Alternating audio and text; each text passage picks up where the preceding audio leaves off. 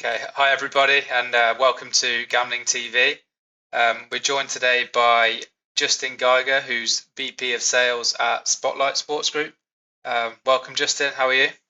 Yeah, thanks, Luke. Doing well. Glad to be here. Good stuff. And what we wanted to do today is to discuss Superfeed. So, just a simple question to start with, really. What was the thought process behind it? How did it all come about? Yeah, sure. It's a good question. I think really it starts with the legacy of the company itself. So, Spotlight Sports Group heritage is built on 30 years of trusted legacy through the Racing Post brand. Currently, today, we offer six prominent digital betting brands globally. And so Superfeed is the evolution of the expertise that we have gained across these brands to deliver timely, actionable betting intelligence to our B2C audience. For our B2B customers, those traditional sports media companies as well as sportsbook operators, they're constantly seeking to deliver a distinctive experience that adds value to their sports betting community, keeps them engaged in their platform, and ultimately gives their bettors greater confidence across more events. So, through some independent survey data, we also learned that nearly 75% of sports bettors prefer picks and projections to raw statistical data when making a bet. So, it only made sense for us to take this core competency, creating bet stimulating content for our global audience, and empower our B2B customers and partners to do the same. Okay, you mentioned sort of your typical customer for this being sort of media and also the sportsbook operator. How would that be weighted? Is this delivered more for media sites or sportsbooks? How do you think this works? It's a good question. So, I think it depends on the market. So if we're talking specifically about here in the U.S., right now, sportsbook operators are very focused on engaging their customers and growing their brand with their customers. So we are looking at sports media companies as near-term partners because they're trying to get into the sports betting game just to begin. They have a highly engaged audience, but they may not be serving their sports betting segment of that audience very well. And so for right now, I think that our audience is probably, excuse me, our customers are more weighted towards traditional sports media here in the US. But we are currently engaging with sportsbook operators and are excited about helping them grow and keep customers inside their platform as the market matures. Okay, and you mentioned obviously that you're there in the US. I probably should have mentioned that at the start, but I know that an important part of this is that it includes insights and analysis for the top US sports. When you were sort of launching this product, how important was it that you had those sort of top US sports on board with it? Yeah, definitely. I think the top US sports obviously are critical for anyone to be able to offer some actionable betting intelligence on. But we also focus on a wide berth of sports to be able to engage sports bettors across the entire sports betting calendar. Some interesting research that we did found that on average, sports bettors believe that they have actionable knowledge of about 5% of that sports betting calendar throughout the year. So that leaves Right. 95% of those events out there that are in need of research. And so, from our perspective, it was very important to offer highly engaging content around the top sports, but also to be able to serve up that same level and expectation of content for the rest of the sports throughout the calendar year. Yeah, but you mentioned at the start about people preferring sort of the picks rather than the data. Is there like a balance to strike between almost stimulating a bet and then pushing them towards a bet that, you know, I'm not saying they don't want to take, but almost putting that bet on them rather than giving them the tools to decide if that might be a good or bad bet? Yeah, exactly. So I think what we're talking about here is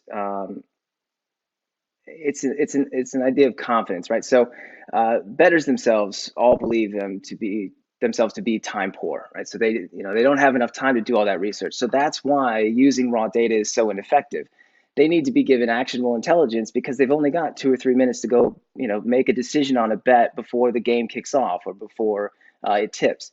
And so being given intelligence that is founded in trends, data, but also then has a verdict attached to it, has an opinion attached to it, helps build their confidence on whether to make that bet or not, right? Because it is Yeah. always about making the smart bet for the customer, making sure that that customer feels empowered, that the bet that they're making is one that they are confident in and is going to be a successful outcome in their opinion. Okay. And obviously, a big part of this is the sort of when it goes from pre-play to in-play. So I wanted to ask you a bit about like that transition from providing these actionable insights pre-game to when it goes in-game. How seamless is that from going to live, and what's sort of the difference in the delivery when it goes to in-play? Yeah, it's a great question. So one of the features of Superfeed is the fact that we have a wide variety of content to serve the customer at the different parts of their journey, whether that be pre-match, pre-game, or in play or in game. So when you're talking about pre-match, pre-game, a bettor is going to be more interested in longer form, handwritten analysis. So that analysis is going to be informed by data and by trends, but it's also going to have a little bit more of a write-up feel to it, so they can spend some time to digest that information. When you're talking in game, it's a whole different ballgame, pun intended, I guess there. So uh, you have a very short window to make that bet. The live odds pop up, and you've got to make a decision. Am I going to take action on that before that those odds are gone, or am I not? And so, in that case, it's much more about serving them up with trends and historical information that is going to really empower that decision in that moment. So that relies on some pretty sophisticated algorithms that we have deployed, as well as our data science team that has refined those algorithms to serve up that historical data to that specific game. You know, I think of one case in point in my own. I don't know if you're a bettor, Luke, but I was betting I on dabble. the. Yeah, there you go. I do as well. And so I was betting on the national championship game this past year. And if you remember correctly, that was Alabama, Ohio State, and it was a points bonanza in the first half, right? I mean, I think there were over 50 points scored in the game in the first half. Well, at I believe close to halftime, you're looking at a over under north of 80 in that game. And so at that moment, if our operator had been utilizing our content, they could have been served up with a trend that said, historically, in the second half of national championship games, the games tighten up, right? Teams make changes to their offense, to their defense, to account for what the team's done in the first half. So as it ended up, the game ended way under the total, and even I believe was under what was projected from the pregame over under total as well. I mean, so I think one of the things that you said, or the company said when you launched this product, is that it should be content that sort of lasts for longer. And I think what we're talking about here is this balance between the pre-play content that might be a little less time sensitive and wider ranging in terms of how it brings people in, and then the faster insights in play because obviously it's moving so quickly. So that transition is really important. So yeah, that transition is incredibly important. And again, I think it leads to the idea of what content is going to serve the purpose that that customer has at that moment. Pre-game, you are deciding on, you have a variety of different ways you can attack a game. So are you looking to just take the point spread? Maybe instead you're looking at the over under, or perhaps you're looking at props. And so our content is diverse in its ability to serve at each of those individual markets within a game. When you move into that in-game play, you are talking about a much more targeted approach, right? The bettor has already probably made a bet on the point spread and is now looking to maybe hedge, or to the game is unfolding in a way that they didn't see coming, and so they want to be able to figure out a way to capitalize on these changes in the game.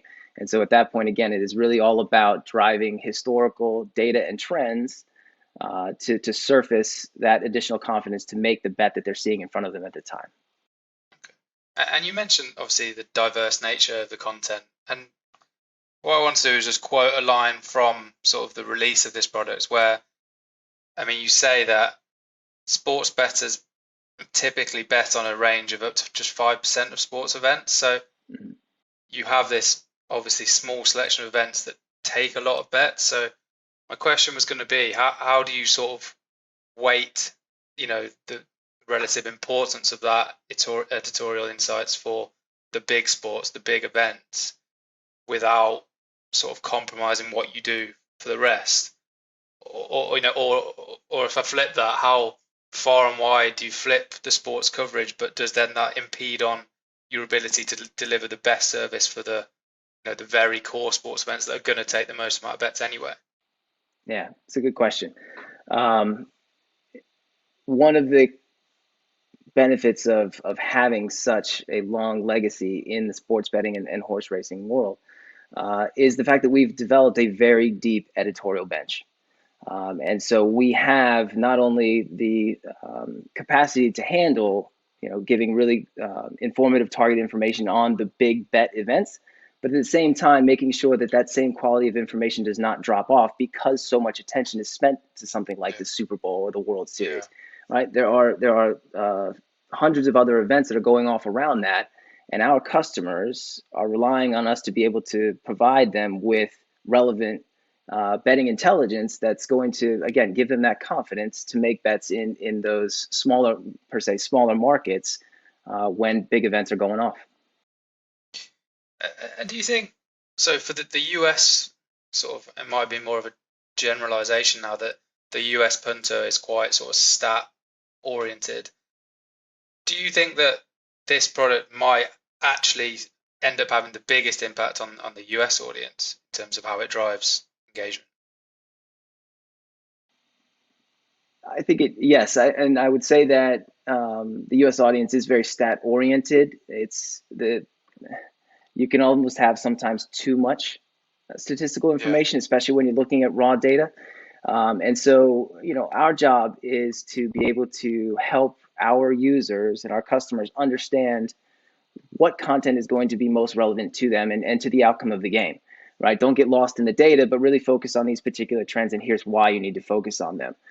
So for our B2B partners, they are going to have customers that are, novice bettors all the way up to expert bettors, and we need to be able to serve content to them that is going to meet each of them at their individual journey. So is it, just a straight verdict? Okay, off you go. Or is it a little bit deeper where you need to understand, some of the key factors that are going into that verdict? And our content allows users to interact with both at whatever level they see fit. okay. And just a couple of closing questions, really. So obviously, it's only maybe a month post-launch, but in terms of the sort of roadmap for developing this product out as we go along, what does that look like? Is it more sports? Is it more events? Is it, does it change in the way it's delivered? How do you see it evolving in the next year or so? I think it's key in this case to be listening to your customers. And so for us, we both have consumers from our B2C side, but then we also have the actual customers, the traditional sports media companies, as well as sportsbook operators. So growth is going to depend on a very close dialogue with those customers to understand how they view their audience maturing and making sure that we're staying ahead of what trends they're seeing and supply the right content at the right time to those customers. Okay. And just a final question then. I mentioned sort of how it might evolve in the next year or so. If I change that to what would constitute a successful first 12 months of Superfeed sort of post launch?